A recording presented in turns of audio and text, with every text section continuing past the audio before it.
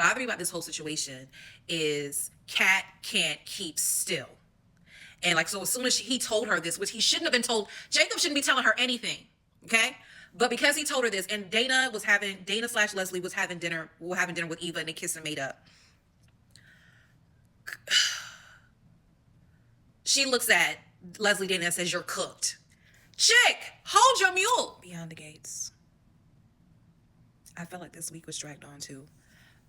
So Jacob, let's start there. Jacob was able to find evidence about a scratch on the helmet, and the level of the scratch was on the same side of the helmet that they have. So now they have to do some FBI analysis and whatnot. If they prove it to be true, then they'll have Leslie slash Dana. Hold your mule. Like, stop all the foolery. Be patient in the process. That's what Jacob was telling her. Do you want us to do this fast and then we get to court and they dismiss all this evidence, or you want to take our time and this can last in court and it can be prove her guilty? Like, chill out.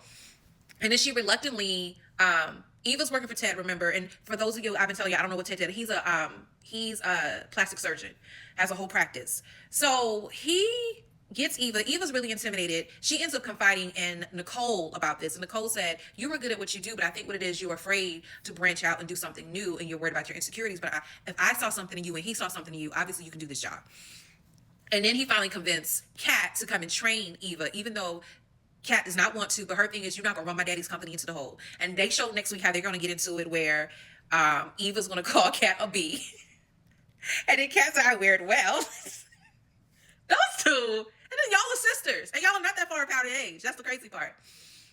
So then going back to Dana slash Leslie and Eva, basically she apologizes in a way to Eva. And Eva said, "Let's be honest. Not only did you make me part of your evil plan, you kicked me out. Not once, but twice.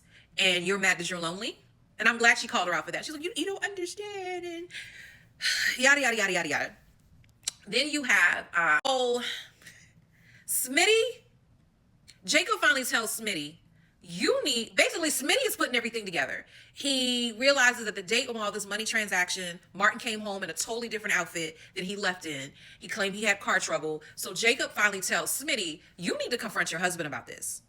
Like, you need to find out what's going on."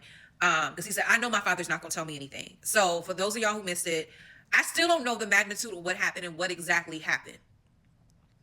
Somebody already loaded me on TikTok, which I did not appreciate that. Whoever did that, I'm not going to say your name, but you know who you are. The guy who was confronting Martin is the same guy. He had reconstructive surgery, so he doesn't look like himself. He said, "My brother." He is that guy. So basically, Martin tells him to meet him in the poker room that Joey owns.